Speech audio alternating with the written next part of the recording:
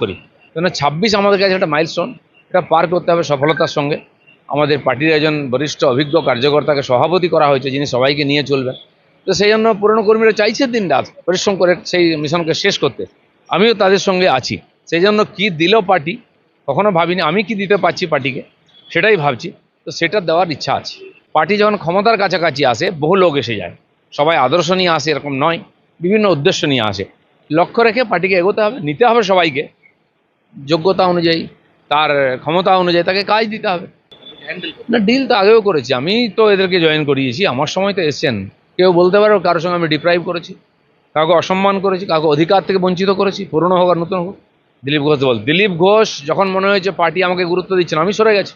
আপনারা দেখেছেন কোনো রাজনৈতিক প্রোগ্রামে? আজ নয়, 21 সাল থেকে এটা শুরু হয়েছে।